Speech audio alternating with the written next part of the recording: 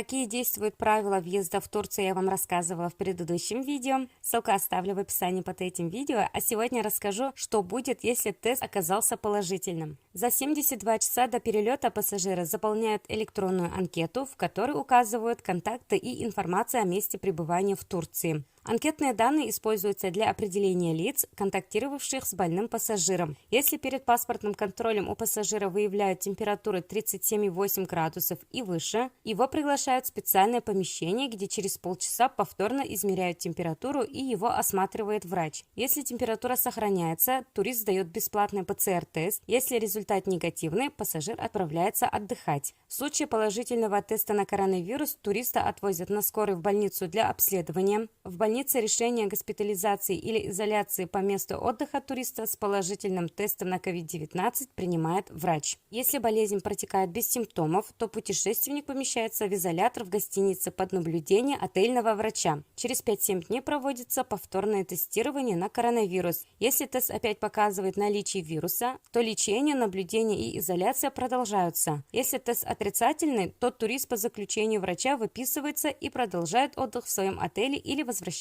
в Россию. Если у туриста в отеле появится температура 37,8 градусов или выше, либо он пожалуется на симптомы болезни, его направят к отельному врачу, который примет решение о вызове скорой помощи для доставки туриста в больницу. При выявлении COVID-19 у одного члена семьи ПЦР-тест сдают все члены семьи отдыхающего. Что касается оплаты медицинских услуг, то существуют особые оговорки насчет тех лиц, которые остаются в отеле на 14-дневном карантине. Согласно сертификату здоровья, ательеры берут на себя обязательство оплачивать все расходы, связанные с проживанием и питанием изолируемого лица. Однако по итогам карантина, если он превышает количество дней отдыха по оплаченной путевке, перелет в Россию должен оплатить либо туроператор, либо сам клиент. Страховая компания выполняет свои обязательства по оплате транспортных расходов по возвращению на родину в случае госпитализации клиента, а не пребывания на карантине. Если турист захочет по собственной инициативе провериться на COVID-19, то он должен это сделать за свой счет. При этом, если результат окажется положительным, расходы будут покрыты за счет страхового полиса.